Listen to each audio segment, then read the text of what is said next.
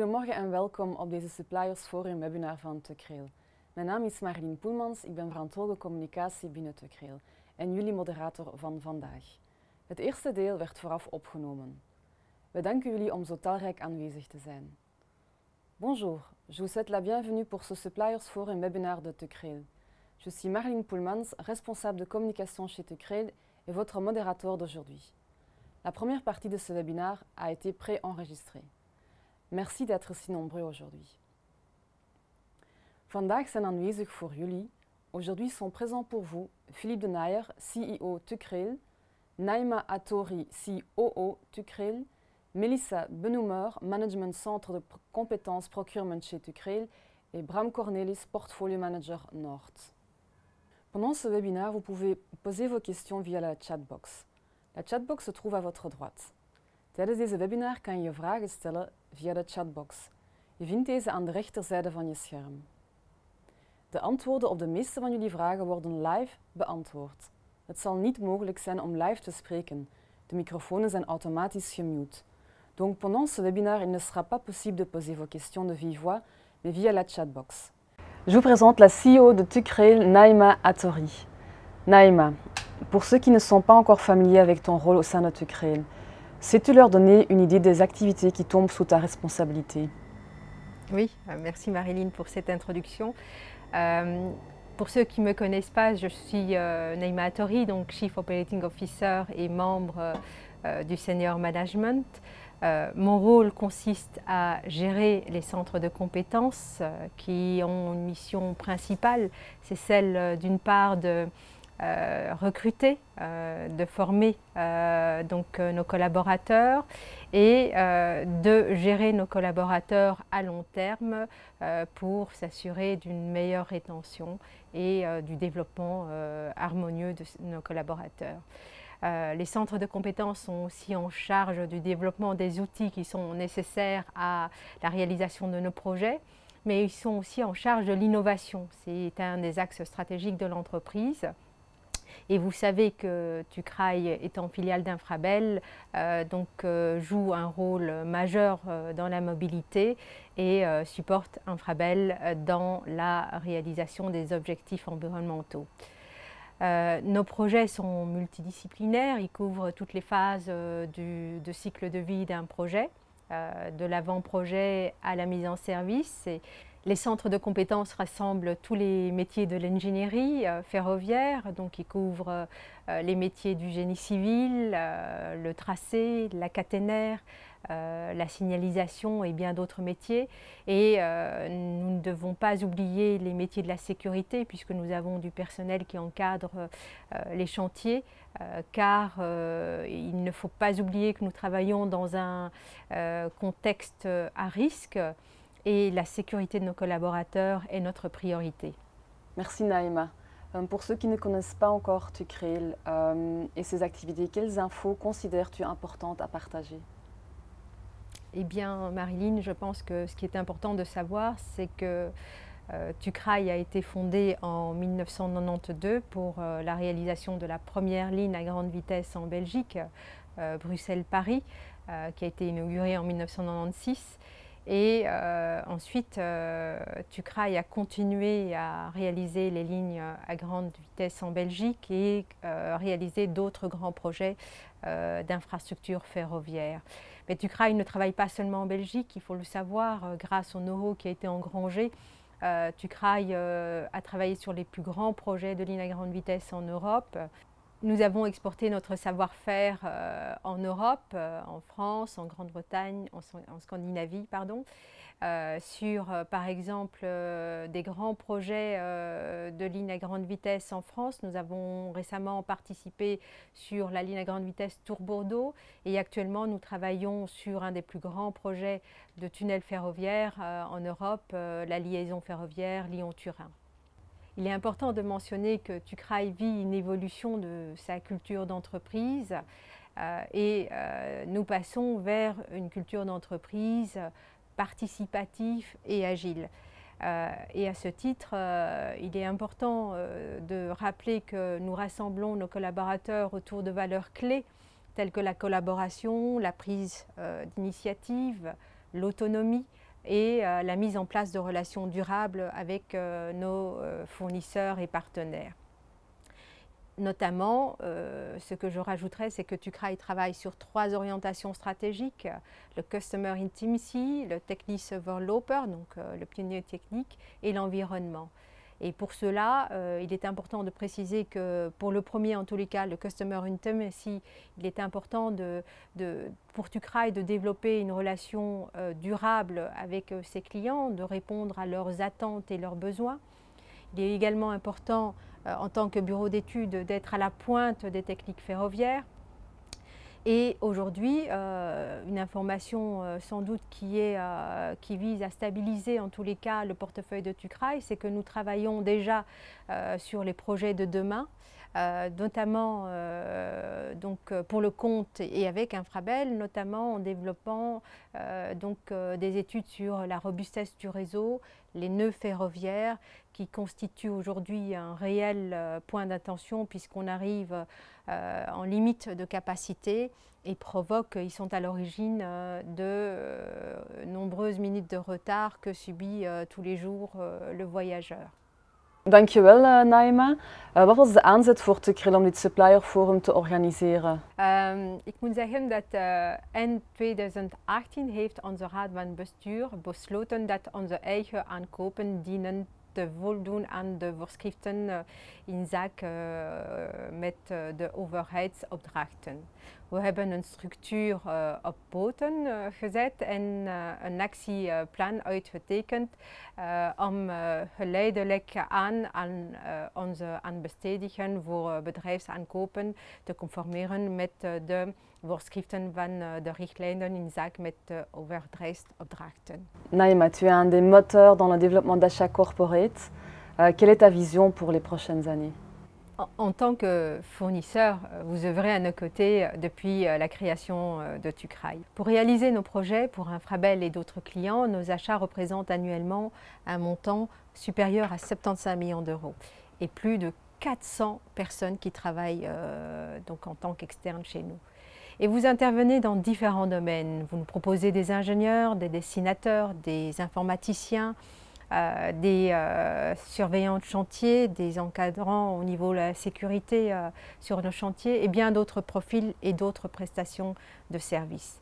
Les montants embrassés exigent une structure d'achat professionnelle et qui aura principalement pour mission d'élaborer les stratégies d'achat par catégorie en intégrant les besoins et attentes des métiers sur le périmètre de TÜKRAI et d'Infrabel ICT, d'animer et gérer la relation fournisseur par catégorie, de piloter, de suivre l'exécution de nos contrats en accompagnant nos métiers, donc centres de compétences et corporate, et de suivre la qualité des services rendus par les fournisseurs, notamment par la mise en place d'une revue annuelle où nous rencontrons les différents fournisseurs et faisons un point avec eux sur la qualité des prestations qui ont été fournies par chacun d'entre eux.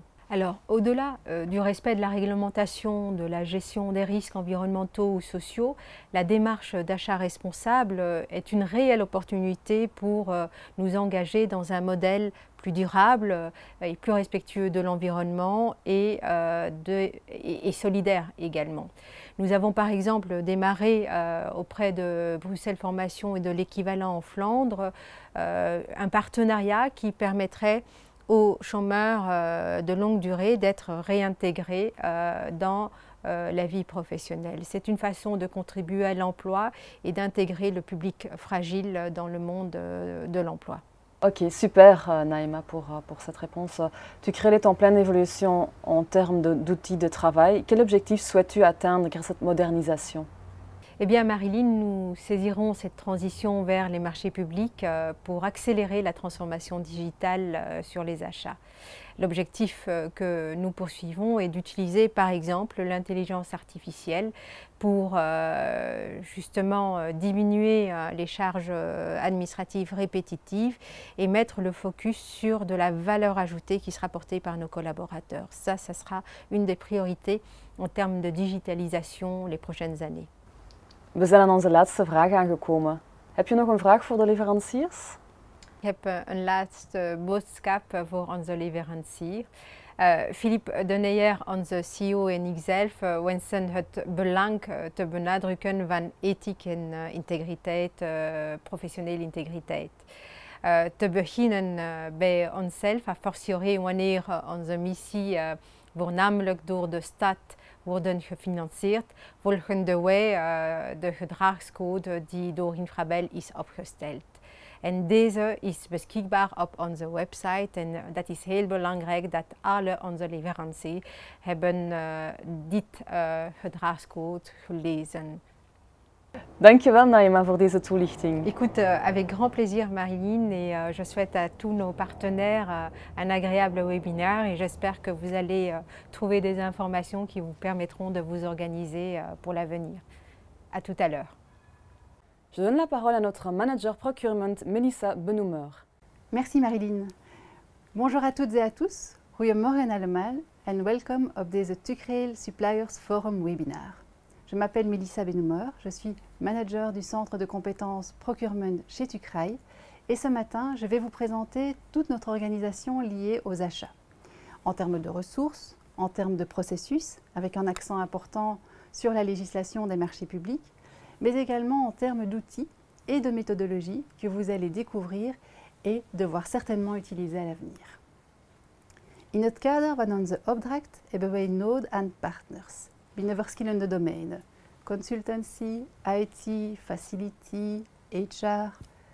Zodoende een efficiënt en constructief partnership op te zetten, zijn wij ervan overtuigd dat het belangrijk is om jullie te ontmoeten en jullie beter te leren kennen, maar ook om specifieke elementen van onze samenwerking verder toe te lichten. Om jullie te informeren over onze projecten en erop te duiden dat er aanpassingen zijn gebeurd aan onze interne processen en de weerslag die deze gaan hebben op onze samenwerking.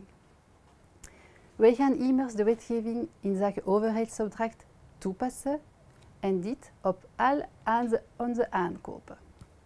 Dit heeft een weerslag op onze proces, onze tools en ook onze contractmodellen. Wij nemen u dus graag even bij de hand om toe te lichten hoe jullie in de toekomst succesvol offertes kunnen blijven indienen op onze aanvragen.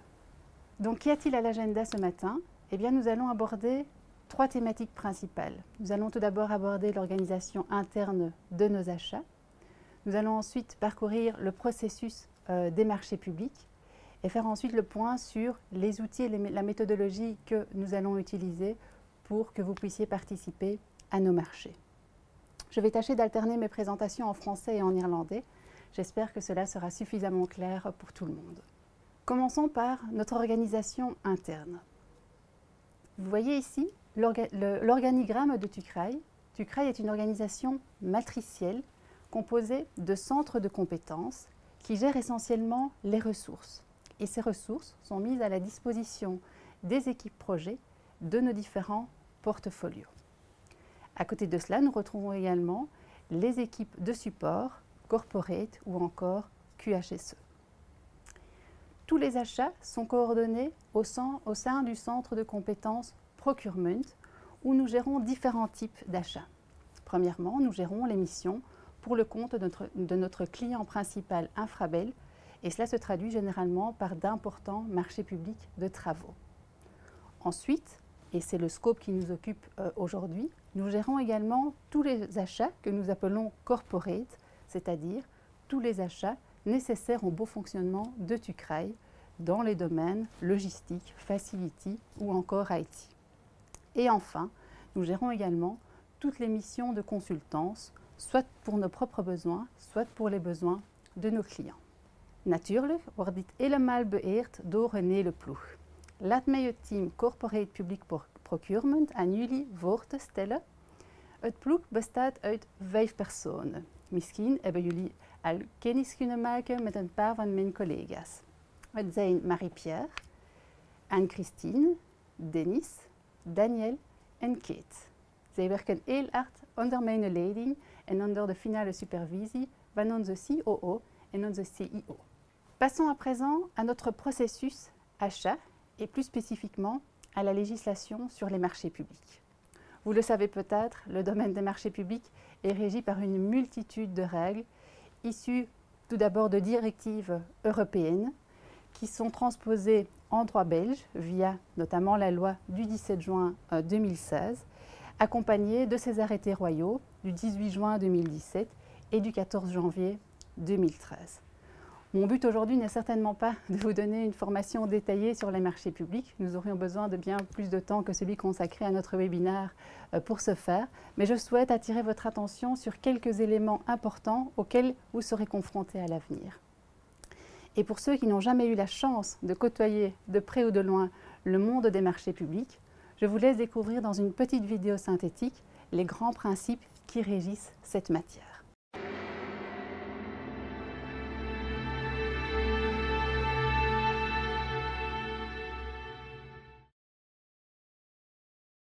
Yaorana et bienvenue sur Jurismana. Aujourd'hui nous allons examiner un sujet de droit administratif qui laisse souvent perplexes les lecteurs de journaux, les marchés publics. Un marché public est un contrat administratif conclu à titre onéreux avec une ou plusieurs personnes publiques ou privées par une personne morale de droit public, que l'on appelle pouvoir adjudicateur. Pour répondre à ses besoins en matière de travaux, par exemple pour la construction d'un bâtiment, de fourniture, c'est-à-dire l'achat ou la location de matériel, ou de services, comme de l'entretien ou de la réparation par exemple. On confond souvent délégation de services publics et marché public. La différence fondamentale est en fait simple, elle résulte du mode de rémunération retenu. Pour un marché public, le paiement est intégral et effectué par l'acheteur public. Pour une délégation de service public, le délégataire se rémunère directement sur les usagers par l'exploitation du service. La procédure comprend plusieurs étapes. Tout d'abord, pour se porter candidate à un marché public, une entreprise doit répondre à des annonces parues dans des journaux d'annonces légales, dans des publications spécialisées, sur des sites spécifiques ou des plateformes de marché public. Il existe donc une mise en concurrence bénéficiant de mesures de publicité. La sélection des candidats débute par l'examen des offres à partir de critères. Les pouvoirs adjudicateurs doivent respecter le principe d'égalité dans la définition des critères de sélection des offres. En effet, ces critères ne doivent pas avoir pour objet ni pour effet d'établir des discriminations visant à exclure ou favoriser un ou plusieurs des co-contractants potentiels. L'acheteur doit offrir l'offre économiquement la plus avantageuse. Cela signifie qu'il ne doit pas se fonder uniquement sur le critère du prix pour faire son choix, mais préférer le mieux-disant au moins-disant. La procédure s'achève finalement par l'information des candidats sélectionnés. Concernant l'exécution du marché public, les obligations des parties existent durant toute la durée d'exécution du marché et jusqu'au terme de celui-ci. Le non-respect des obligations contractuelles d'exécution entraîne des sanctions financières et des sanctions coercitives. Bien évidemment, l'exécution d'un marché public a pour contrepartie le versement d'un prix. Zoals wij in deze video konden vaststellen, zijn er verschillende grote principes in de wetgeving aan de welke wij heel veel belang hechten. Een eerste grote principe is de concurrentie. Voor alle opdracht die wij gaan lanceren, gaan wij altijd de concurrentie laten spelen tussen verschillende bedrijven. Ten tweede, de publicatie. Voor vele dossiers gaan wij een bepaalde publicatie moeten maken en ik kom straks erop terug. Ten derde, de transparantie. Voor alle dossiers gaan wij een bestek opmaken met alle duidelijke informatie gericht naar de bedrijven. We gaan ook onze keuze en onze beslissing altijd moeten motiveren. En ten laatste de gelijke behandeling tussen alle partijen. Dus alle partijen zullen altijd dezelfde informatie krijgen om de beste offerte te kunnen indienen. Bij deze wens ik ook kort de grote procedures te presenteren die wij gaan toepassen voor onze aanbestedingen. Hier maken wij een onderscheid tussen twee use cases. De eerste scenario gaat over een dossier waar de raming meer is dan €428.000. In dat geval, voor de leveringen of diensten, zijn wij verplicht om een aankondiging van opdracht op Europees niveau te maken. Met betrekking tot de procedure kunnen wij kiezen. Ofwel gaan wij de onderhandelingsprocedure met voorafgaande oproep tot mededinging kiezen, ofwel kunnen wij ook een openbaar of een beperkte procedure gebruiken. Deze publicatie dient te gebeuren op het officiële platform van de FOD, BOZA, namelijk e-notification. Dit is trouwens het platform waar u alle aankondigingen voor opdrachten van alle Belgische besteders kan terugvinden. Tweede scenario. Hier hebben wij een opdracht, nog altijd van diensten of levering, waar de raming lager is dan €428.000.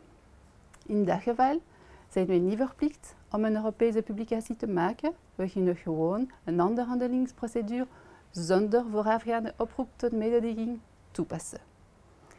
En in zo'n procedure gaan wij consulteren verschillende leveranciers die door ons gekozen worden.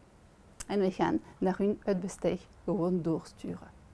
Een belangrijk woord over de gunning van de opdracht.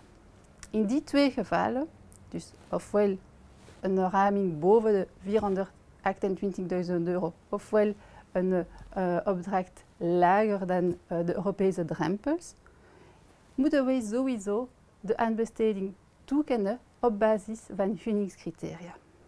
Deze zijn altijd vermeld in het lastenboek en dit kunnen zijn bijvoorbeeld de prijs, de opleveringsdatum, de kwaliteit van de prestaties, de garantietermijn enzovoort.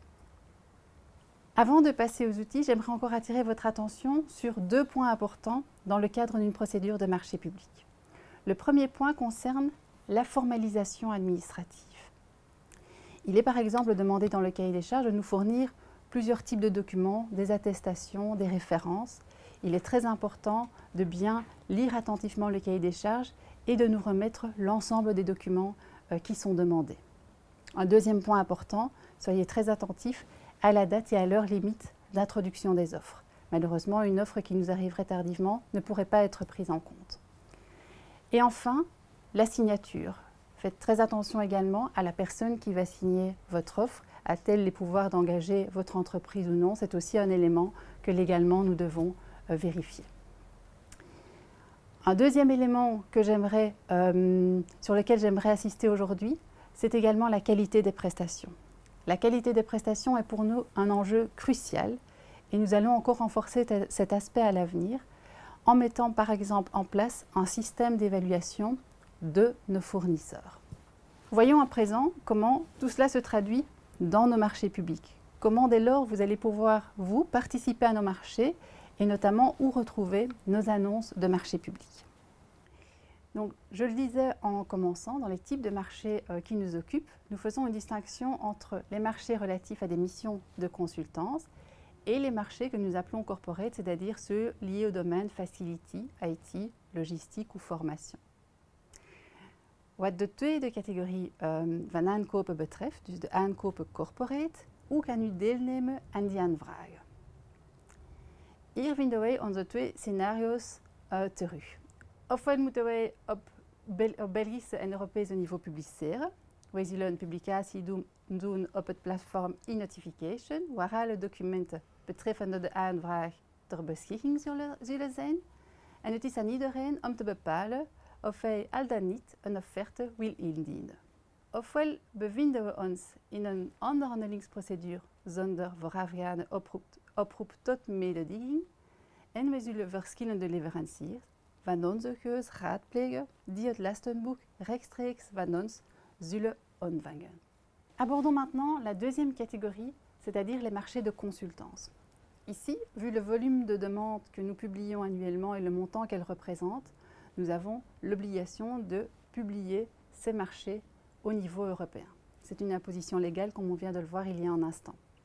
Pour faciliter au maximum la procédure et diminuer autant que faire se peut la lourdeur administrative, tant pour vous prestataires que pour nous adjudicateurs, nous avons décidé de mettre en place un système de qualification. Alors c'est une procédure spécifique qui vise à qualifier tout prestataire qui répond à nos exigences en termes de sélection qualitative, c'est-à-dire l'expérience professionnelle, économique ou technique. Et ce, pour une durée de plusieurs années. Donc une fois que le prestataire est qualifié, il se verra ensuite consulté pour tous les marchés que nous lancerons par la suite dans la catégorie pour laquelle il a été qualifié. Donc concrètement, en décembre dernier, nous avons publié un système de qualification sur la plateforme e-Notification. Vous retrouvez sur cette plateforme le guide de sélection qui est un document qui reprend tous les critères auxquels vous devez satisfaire pour être qualifié. Notez que ce guide de sélection comporte différentes catégories. Alors vous pouvez déposer une candidature pour obtenir une qualification pour une seule catégorie, pour plusieurs catégories ou pour la totalité d'entre elles.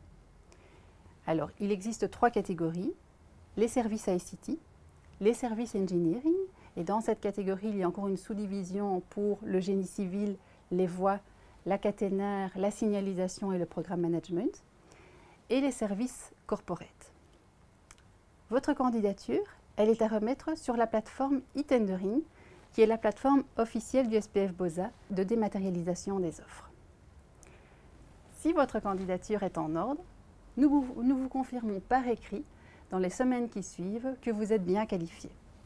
Si votre candidature n'est pas en ordre, imaginons qu'un document soit manquant, nous vous réclamons alors ce document afin de pouvoir régulariser votre dossier. Ceci constitue donc la première étape que vous devez réussir, et cette étape elle est essentielle parce que c'est d'elle que vont dépendre toutes les consultations que vous allez recevoir par la suite. Quelles sont alors les étapes suivantes? Dus de eerste stap was het kwalificatiesysteem. De tweede stap is de offerte aanvragen. In 2021, wanneer wij opdracht toe te kennen hebben, zullen wij de gekwalificeerde leveranciers raadplegen die voor de betreffende categorieën gekwalificeerd zijn. Deze zullen een e-mail ontvangen die ons zal informeren over hun missie die hen kan interesseren.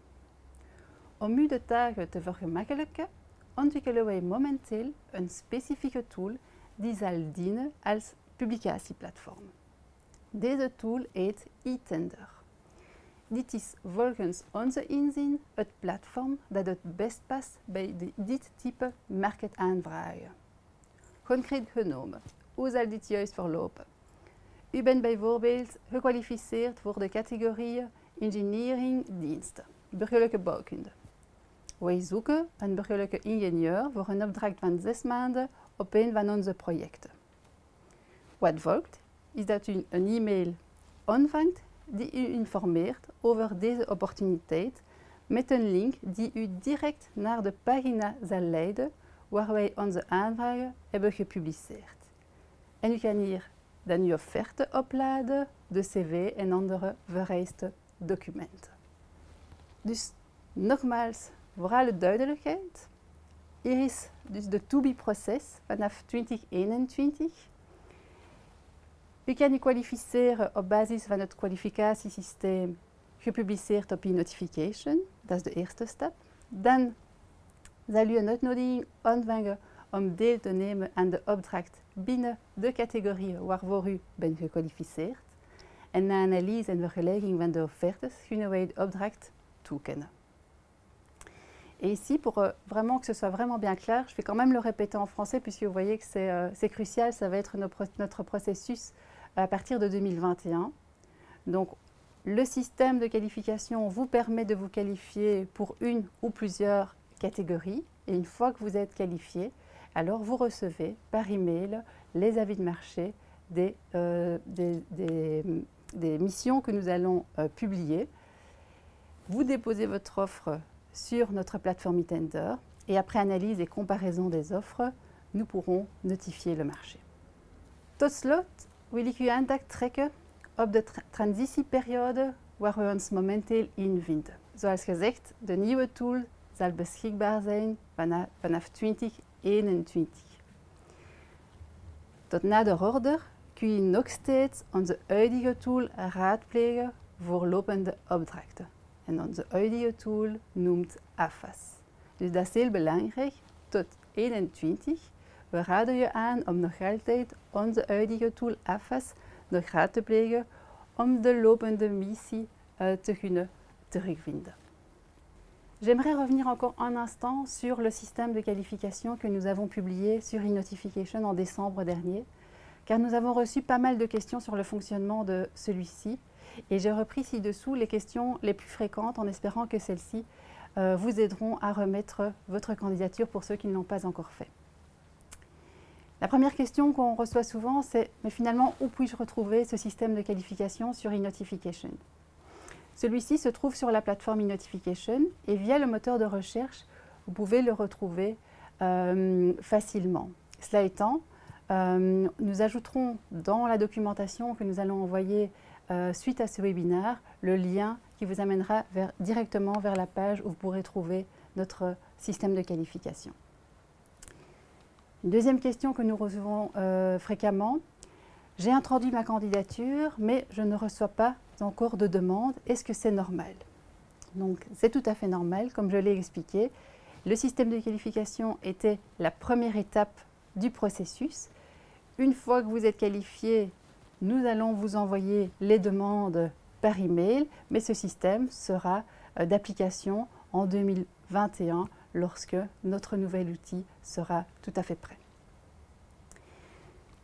Autre question. Nous avons déposé notre candidature il y a plusieurs semaines et nous sommes sans nouvelles. Généralement, lorsque vous avez déposé votre candidature, vous recevez une information liée à votre qualification ou un complément d'information en déant le mois. Plusieurs prestataires ont cependant rencontré des soucis sur la plateforme pour finaliser le dépôt de leur candidature.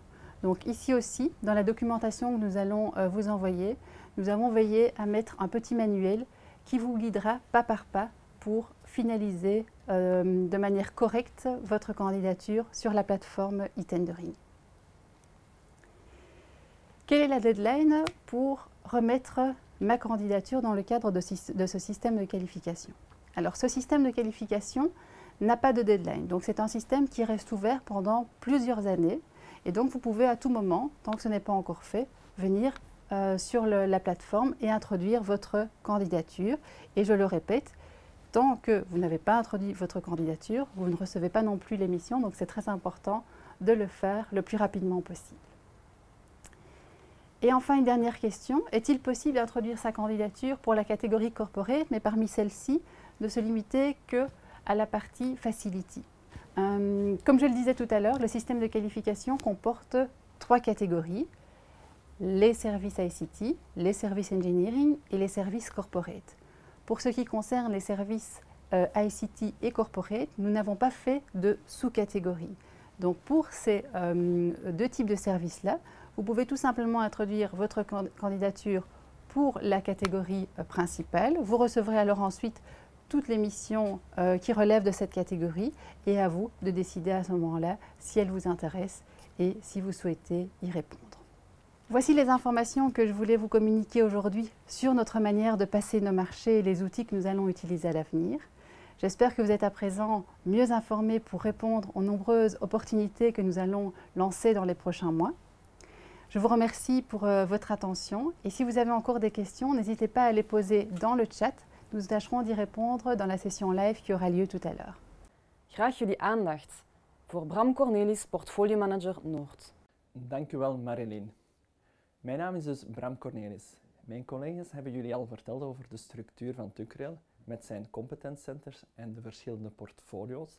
Dus ik ben samen met Vanessa de Waarheid ben ik portfolio manager voor de projecten in het noorden. Dus wij zijn verantwoordelijk voor de projecten in Vlaanderen voor de opvolging van A tot Z. Vandaag is het de bedoeling dat ik jullie het portfolio, de verschillende projecten toelicht en dan meer specifiek welke dienstopdrachten we in de nabije toekomst gaan lanceren. Ik ga het niet zozeer hebben over de aannemingsopdrachten, dat is niet de focus vandaag. Ik ga het eerder hebben over de verschillende studieopdrachten. Een eerste categorie projecten zijn de capaciteitsuitbreidingsprojecten. Op dit kaartje kunt u zien welke projecten en waar we overal bezig zijn met uitbreidingsprojecten. Wat gaan we in de nabije toekomst externaliseren? Dat is bijvoorbeeld een studiepakket voor het derde spoor tussen Brugge en Dutzele. Dit is de toestand vandaag En dit is een simulatie van het toekomstige derde spoor, dus met zijn verschillende terrassen. Hiervoor gaan we in de nabije toekomst een studiepakket lanceren. Voor al die projecten gaan we ook verschillende raamcontracten moeten hebben voor grondonderzoek, topografie, luchtfotografie. Dus daarvoor gaan er verschillende raamcontracten opgemaakt worden of vernieuwd gaan worden. Ik ga verder naar onze volgende categorie projecten, de onthaalprojecten en stations. Dit is misschien minder interessant voor jullie, omdat dit de grote stationsprojecten zijn waar we een aannemingsopdracht gaan lanceren. En voor de perronophogingen zijn het verschillende raamcontracten waar we aan de aannemer ook de studie vragen. Ik denk dat het interessanter is om naar de derde categorie van de projecten te gaan kijken, de SMIP-projecten. Wat zijn de SMIP-projecten? SMIP staat voor Strategisch Meerjaren Investeringsplan van Infrawel. Enkele jaren geleden heeft de minister en de regering beslist om bijkomende financiële middelen te voorzien voor strategische projecten in Vlaanderen. Samen met het kabinet en de Vlaamse overheid zijn er verschillende prioritaire projecten vastgelegd. U kan zien op dit kaartje waar die zich situeren. Dus zowel in de verschillende provincies zijn er prioritaire projecten gedefinieerd. Heel veel van die projecten zijn nog niet concreet en moeten verder onderzocht gaan worden. De twee lijnen hier in het rood zijn projecten die wel al in uitvoering vandaag zijn. Ik ga beginnen met het project Lijn 58 tussen Gent en Maldegem. Wat gaan we daar moeten doen? We gaan daar een analyse moeten doen en een opwaardering van de verschillende stopplaatsen op de lijn. We gaan ook moeten kijken, kunnen we daar een volwaardig spoor van maken, een volwaardig reizigerspoor. Vandaag is dat een toeristische lijn en rijdt daar een stoomtreintje. Wat gaan we ook moeten doen om ook de verschillende prioritaire projecten te kunnen vergelijken met elkaar, is een MKBA. MKBA is een maatschappelijke kosten-batenanalyse. Gaat ook een opdracht zijn die we gaan externaliseren. Laat ons verder gaan richting Gent. Lijn 204 Gent-Zelzaten. Op de lijn 204 Gent-Zelzaten, wat gaan we daar doen? We gaan daar de haalbaarheidsstudie moeten onderzoeken voor het doortrekken van die lijn richting Nederland, richting Terneuzen. We gaan daar ook moeten kijken of daar nieuwe stopplaatsen kunnen gebouwd worden. Is dat nodig om op bepaalde plaatsen in de haven stopplaatsen te realiseren? We gaan ook naar analogie met lijn 58 een MKBA moeten opmaken en we gaan de overwegen moeten afschaffen. Een beetje een missing link in het spoornet is een verbinding van Aalst richting Antwerpen. Als we nu regio Aalst naar Antwerpen willen, moeten we via Gent of via Brussel. We gaan nu bekijken of we via de lijn 57, Aalst-Dendermonde, puur Dendermonde, lijn 52, of we een doorsteek kunnen maken richting Antwerpen. Vandaag de dag is dat een fietspad, dus we gaan moeten kijken, is dat technisch haalbaar, is daar potentieel voor om die lijn te gaan heropenen. De lijn 52 puur Dendermonde, vandaag is dat ook een toeristische lijn en daar moeten we ook gaan kijken hoe kunnen we daar een volwaardige spoorverbinding van maken. Gaan we richting Antwerpen, de tweede spoortoegang van de haven van Antwerpen. We zijn vandaag bezig met het project Oude Landen. We zijn daar bezig met het opmaken van een omgevingsaanvraag. Maar het toekomstige project, de tweede spoortoegang, is eigenlijk een verbinding rechtstreeks van de haven van Antwerpen naar Lier. Dus daar gaan we kijken van welke tracés zijn mogelijk om de verbinding te maken rechtstreeks vanuit de haven naar Lier. Ook niet alleen het tracé moet nog verder onderzocht worden, ook de uitvoeringsmethode moet bekeken worden. De verschillende varianten, gaan we naar een boortunnel, gaan we in open sleuf werken. Dus heel die technische haalbaarheid moet onderzocht worden. Dus daarvoor gaan we binnenkort een bestek lanceren voor de opmaak van een planmer. Dan ga ik nog heel kort naar Limburg. Ik heb daarnet gezegd, die twee projecten in het rood, dat zijn de elektrificatieprojecten tussen Mol en Hamont en tussen Mol en Hasselt. Die zijn volop in uitvoering. Maar wat gaan we ook moeten doen? We gaan tussen Mol en Neerpelt, we gaan daar een tweede spoor aanleggen tussen Balen-Werkplaats en Neerpelt. Dit is de aansluiting waar we starten met dat tweede spoor. En vandaag de dag ligt daar één spoor en we gaan nu een planmer lanceren of het bestek lanceren om een plan erop te maken voor een tweede spoor. Vandaag de dag ligt daar maar één spoor. We zijn bezig nu met die elektrificatie. Op deze foto ziet u nog geen bovenleidingspalen en draad, maar we zijn daar volop mee bezig om die lijn te elektrificeren tegen midden volgend jaar. Dan ga ik over naar de volgende categorie projecten. De projecten die te maken hebben met veiligheid en stiptheid. We zijn bezig op verschillende plaatsen met preventiemaatregelen in de tunnels, bijvoorbeeld de Kennedy-spoortunnel in Antwerpen. Maar belangrijk hierbij, voor de veiligheid en de stiptheid te verhogen, is het afschaffen van overwegen. Daarvoor gaan we 2 typen studiepakketten lanceren. Eén, waar dat er al een akkoord is met al de partijen over de wijze waarop dat we de overweg gaan afschaffen of vervangen. We gaan 2 pakketten lanceren voor wat betreft het afschaffen van overwegen. Eén, een studiepakket waar dat het al duidelijk is van hoe gaan we de overwegen gaan afschaffen. Er is een akkoord met de verschillende stakeholders van daar komt een tunnel, daar komt een brug, daar komt een langsweg, die overweg gaat gewoon dicht. Een tweede soort pakket dat we daar gaan lanceren is waar we nog het streefbeeld ook volledig moeten opmaken. Waar we een mobiliteitsstudie gaan moeten doen en een streefbeeld opmaken van hoe gaan we de overwegen afschaffen. Dus daar zal er veel meer interactie zijn met de verschillende stakeholders. Dus het eerste soort pakket is louter het opmaken van een omgevingsaanvraag. Bij het tweede studiepakket is het eerder het streefbeeld opmaken, een akkoord met de gemeentes bekomen en dan het opmaken van een omgevingsaanvraag. Dit zijn enkele voorbeelden van afschaffen van overwegen. Dit is een afgeschafte overweg. Ik ga kort een samenvatting geven van de verschillende projecten of de verschillende studies die dat we in de nabije toekomst gaan lanceren. We hebben het gehad over MER-studies voor de verschillende projecten. We hebben het gehad over haalbaarheidsstudies voor de heropening van verschillende lijnen. MKBA, dus maatschappelijke kosten-baatanalyse, capaciteitsanalyses. Is er potentieel voor een bepaalde lijn? De technische haalbaarheid moet bekeken worden. En zoals ik daarnet zei, het tracé voor de tweede spoortoegang gaan er ook varianten moeten bestudeerd worden. Het afschaffen van overwegen, zoals ik daarnet gezegd heb, dit kan gaan van het volledig opmaken van een streefbeeld en een omgevingsaanvraag en zelfs in de verdere toekomst naar een volledig design- en buildcontract. In het kader van die afschaffingen gaan we ook mobiliteitsstudies lanceren. We gaan ook raamcontracten gebruiken. Dit zullen raamcontracten zijn niet alleen voor de projecten in Vlaanderen, maar ook voor de projecten in Brussel en in Wallonië. Dit zijn bestaande raamcontracten die vernieuwd gaan worden of nieuwe raamcontracten voor grondonderzoek, boringen, sonderingen, over topografie of luchtfotografie. En hier staat ook nog dat we bestekken gaan lanceren voor technische bijstand op vlak van ICT en ETCS. Dit was een overzicht van de verschillende bestekken, de verschillende studiepakketten die dat we in de nabije toekomst gaan lanceren. Hallo, ja, dankjewel Bram voor deze toelichting. We zijn nu aangekomen aan het live gedeelte, hier uit de South Express met mijn collega's.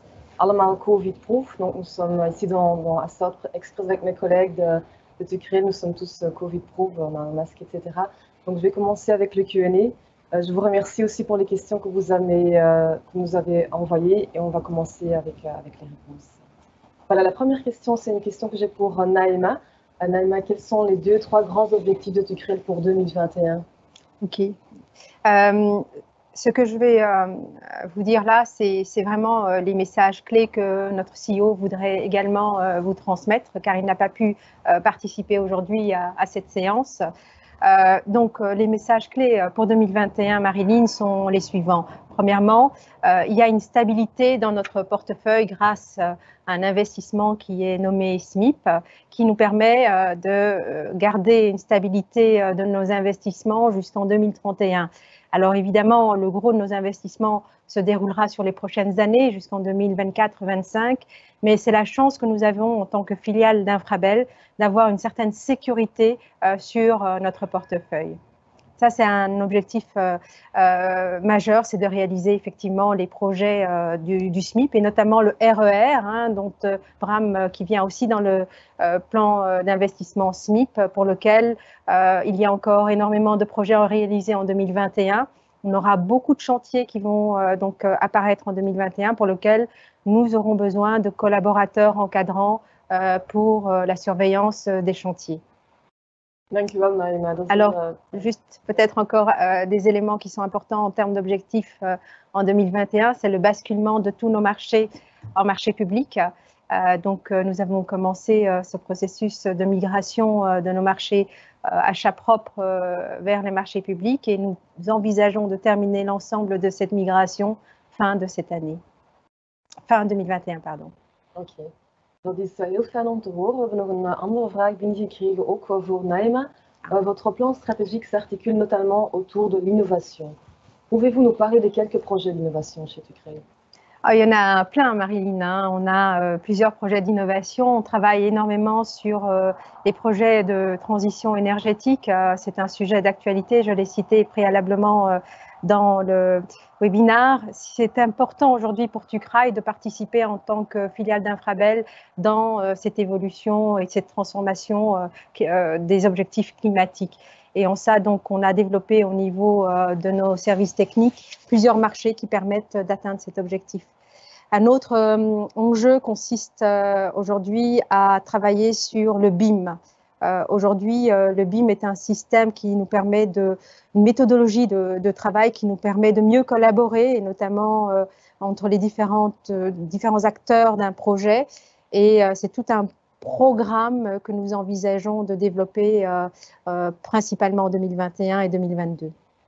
Oké, dankjewel. Dat is heel fijn om te horen. De volgende vraag is voor Melissa. Melissa, comment pouvons-nous rentrer en contact avec Tucrail le plus facilement possible? En kunnen wij jullie bellen wanneer wij vragen hebben? Bedankt voor de vraag. We werken met heel veel leveranciers en heel veel dienstverleners. Dus het is niet altijd makkelijk om de vraag heel snel te beantwoorden. We beseffen dat, we doen onze beste. Dus ik zou zeggen, het makkelijkste is om een e-mail naar ons door te sturen. We hebben een algemene e-mailadres voor onze aankoopdienst. Dat is staffing.procurement@tucrail.be. We gaan u terugcontacteren zo snel mogelijk, ofwel per e-mail ofwel per telefoon. Ja, dank je Melissa. Misschien moeten we kijken hoe of waar we dat mailadres ook nog kunnen delen met de mensen. Ja. Oké, dan heb ik een volgende vraag voor Naïma. Vous évoquiez dans votre présentation l'évaluation de fournisseurs. De quoi s'agira-t-il? Eh bien, Marilyn, quand on lancera tous nos marchés en marché public, il sera important, et Melissa l'a dit tout à l'heure, d'évaluer les compétences et la qualité de nos prestataires de services parce qu'on compte sur eux pour être en complémentarité dans les différentes missions dans lesquelles ils s'inscrivent. Et nous envisageons vraiment d'établir de façon structurelle une évaluation de leurs prestations sur différents aspects, aussi bien la qualité, le respect des timings, du budget et donc les éléments, les outputs qu'ils doivent délivrer seront également évalués en termes de qualité. Ok, très bien, merci. Une autre question, quels sont les enseignements que vous tirez de la crise sanitaire actuelle et comment celle-ci a-t-elle ou va-t-elle influencer le fonctionnement de Tucrail à l'avenir? C'est une question effectivement importante parce que cette crise inédite nous a transformés plus rapidement que nous le souhaitions en télétravail notamment. Elle nous a projetés dans un travail à distance et nous a obligés à repenser nos modes de collaboration. Et donc ça, cette crise nous a tous impactés de cette manière-là en tous les cas. Et puis, ce qui est important aussi, c'est de se dire que, je l'ai dit, hein, nous avons pu mettre en place des mesures de sécurité qui ont permis rapidement à tous les travailleurs de continuer leur mission au sein de l'entreprise. Et ça, je pense que malgré le contexte actuel qui est inquiétant, nous pouvons assurer déjà une certaine continuité de nos prestations. Et je dois aussi ajouter, et on en a discuté avec Philippe, ce qui a été largement apprécié et qui renforce l'idée que nous allons continuer à travailler avec des prestataires externes, c'est aussi la flexibilité. Le fait qu'on ait pu à un moment donné mettre en suspens, et je sais que ce n'était pas facile pour vous, mais ça nous a permis de démontrer à notre maison mère Infrabel que nous avions besoin de vous pour cette flexibilité-là. Et nous avons tenté autant que possible avec Philippe et l'ensemble du management de réduire l'impact du Covid sur tous les collaborateurs, y compris nos collaborateurs externes et sur les prestations externes qui sont livrées par les différentes entreprises. Très bien, merci. La prochaine question, c'est pour Melissa. Existe-t-il un nombre limite de marchés auxquels nous pouvons participer? Non, bien sûr que non. Donc, comme je l'ai dit, la concurrence est un principe très important que nous allons toujours laisser jouer dans le cadre de nos marchés. Donc, on encourage vraiment tout le monde à participer à l'ensemble des marchés que nous allons publier, soit sur la plateforme e-notification, soit sur notre propre plateforme e-tender. Ok, merci beaucoup Melissa. De volgende vraag is voor Bram. Bram, lanceren ook al jullie aanvragen exclusief via het e-tendering platform?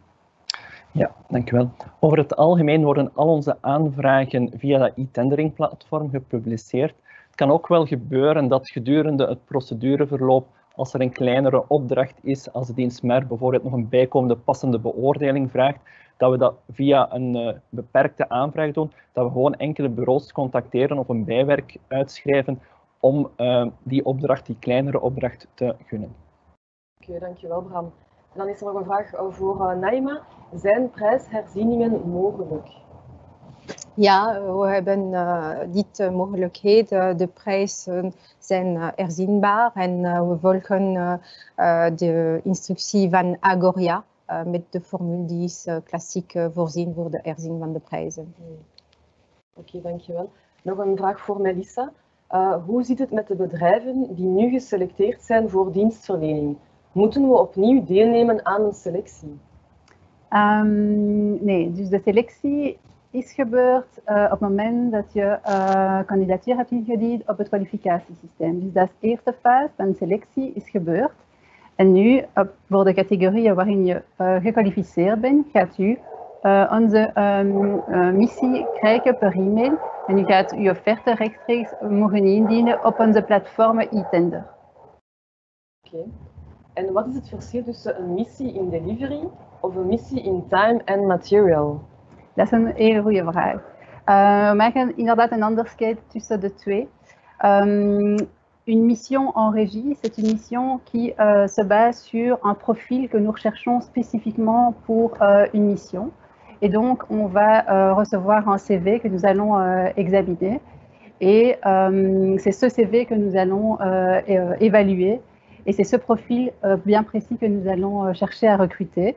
Et dans le cadre de l'exécution du marché, ce marché s'exécutera sur base des heures qui seront prestées par ce profil. Tandis qu'une mission en forfait, là on parle plutôt d'un projet.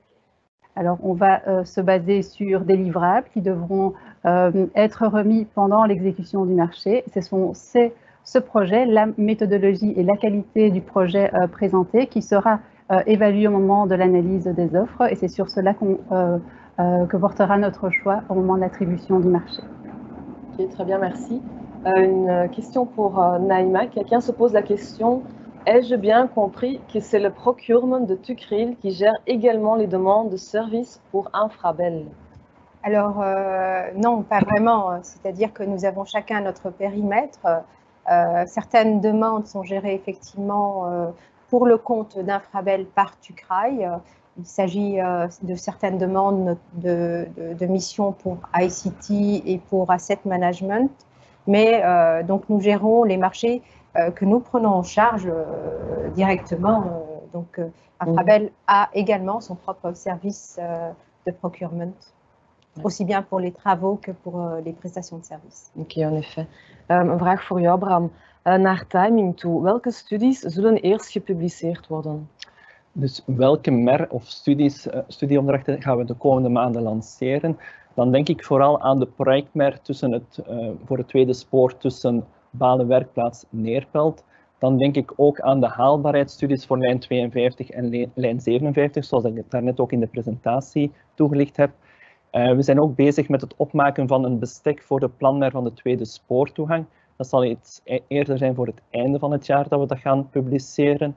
En dan gaan we ook nog het pakket voor studieopdracht voor afschaffen van overwegen starten. En dat zal ook, denk ik, in de loop van november zijn. Oké, duidelijk. Een vraag voor Melissa.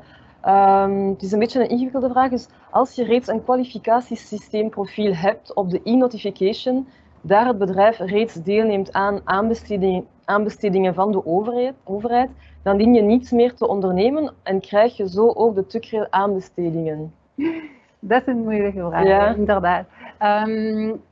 Eigenlijk op het platform e-notification kun je een profiel aanmaken waarmee je alle aankondigingen gelinkt aan je profiel gaat automatisch krijgen. Dus dat hangt af van de criteria die je gebruikt hebt om je profiel op te maken. Dus ik kan je niet zomaar zeggen dat je automatisch de aankondiging van TUCRAIL gaat krijgen. Dus ik zou aanraden om de criteria te checken, om zeker te zijn dat bijvoorbeeld ofwel TUCRAIL opgenomen wordt, ofwel de criteria in verband met onze missie opgenomen worden in de criteria, zodat je ook de aankondiging van TUCRAIL kan krijgen. Oké, dankjewel. Een vraag voor Naima.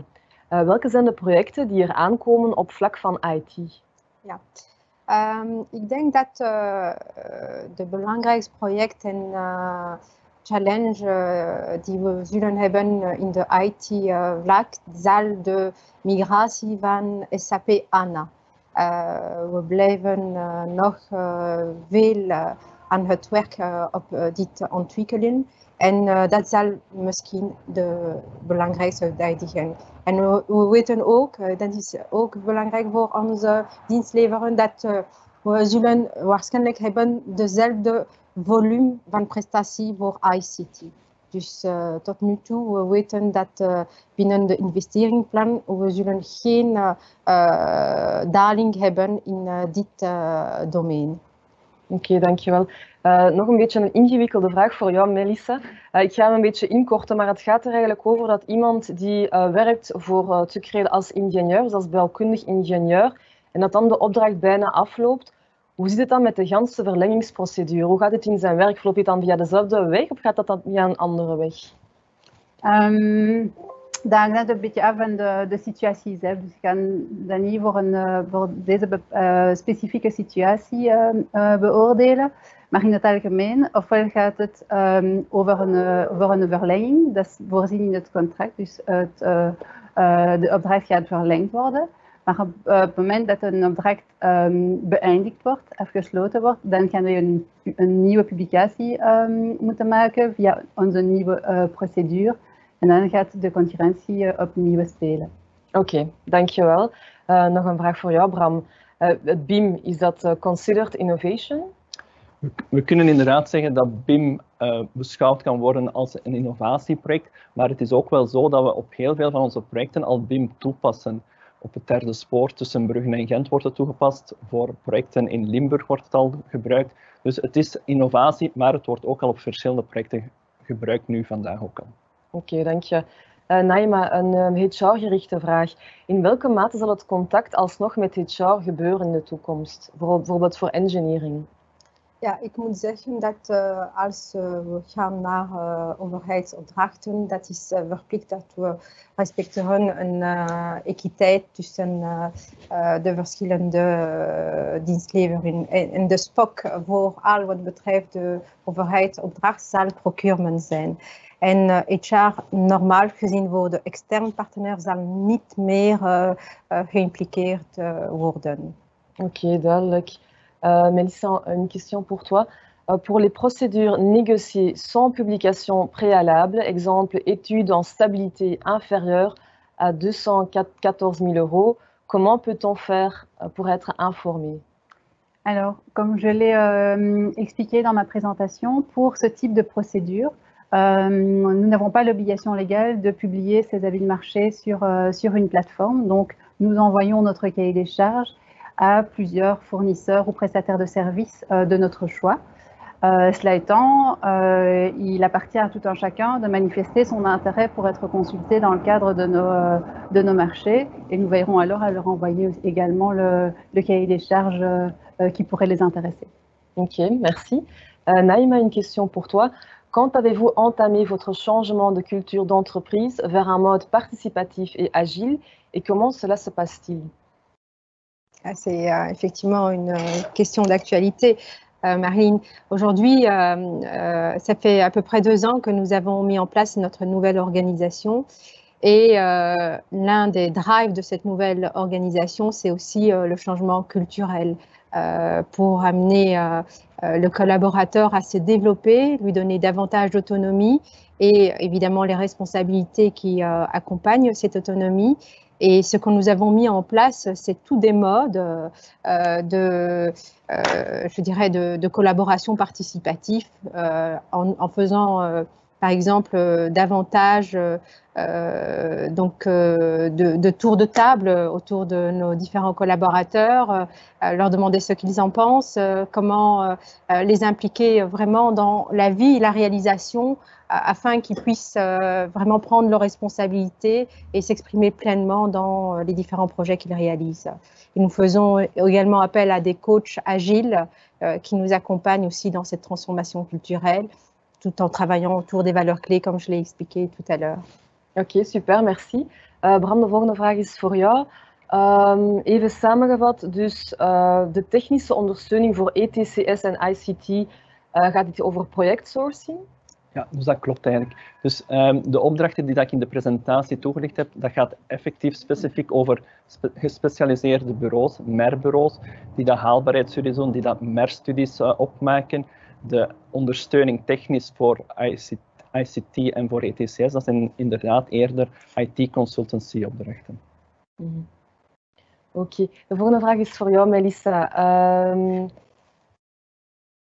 Nee, ik ga nog een vraag stellen aan Bram.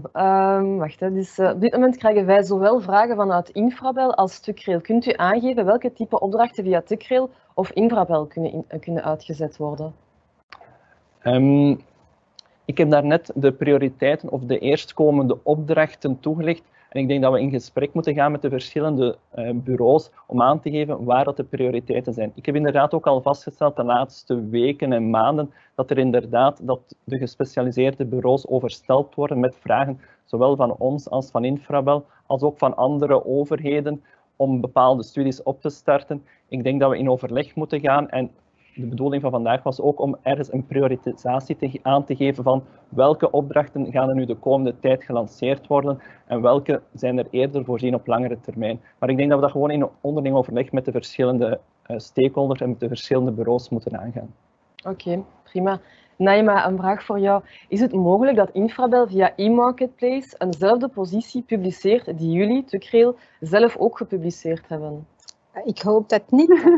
Dus normaal gezien, nee. We zijn in contact, overleg met Infrabel en als we hebben een vraag, dat is gepubliceerd op één kant, normaal. Melissa, une question pour toi. Quelles seront les attentes en termes de connaissances linguistiques? Alors, tout dépend évidemment du profil recherché. Donc,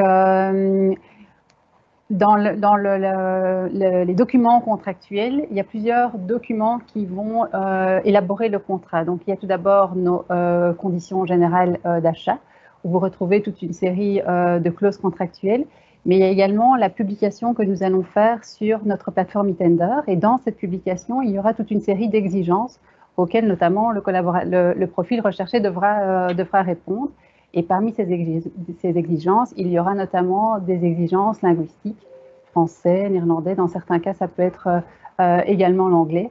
Donc là, ça dépend vraiment du profil qui sera recherché. Donc, je conseille vraiment de toujours être très attentif à l'ensemble des critères qui sont repris dans ces publications, car ils sont vraiment déterminants pour le choix que nous poserons au moment de la conclusion du contrat. Oké, dankjewel. Nog één vraag misschien voor Melissa, we zullen misschien bijna afsluiten. indien we bijvoorbeeld al een herkenning hebben, moeten we deze dan opnieuw aanvragen, of niet? Dus als jullie deelgenomen hebben op onze kwalificatiesysteem die nu lopen is, en dus je hebt normaal gezien een aangetekende brief van ons hebt gekregen, dan is uw kandidatuur in orde. En vanaf volgend jaar gaan jullie alle missies in verband met uw kandidatuur sowieso krijgen. Dus als u gekwalificeerd bent, moeten jullie geen actie meer ondernemen.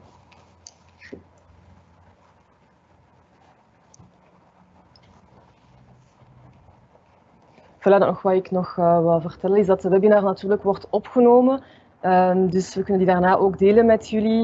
Die gaat ook ondertiteld worden, dus voor de mensen die het sommige delen misschien niet helemaal hebben begrepen. Dus wij delen alles later via e-mail. Dank jullie wel voor jullie tijd, voor jullie aanwezigheid. Donc, merci beaucoup pour votre temps, pour votre présence. On va partager les présentations après. Ça va aussi être sous-titré. On va vous envoyer toutes ces informations via email. Je vous remercie encore pour votre temps et votre présence ici. Et je vous souhaite beaucoup de courage dans cette période et à très très bientôt. Merci, au revoir.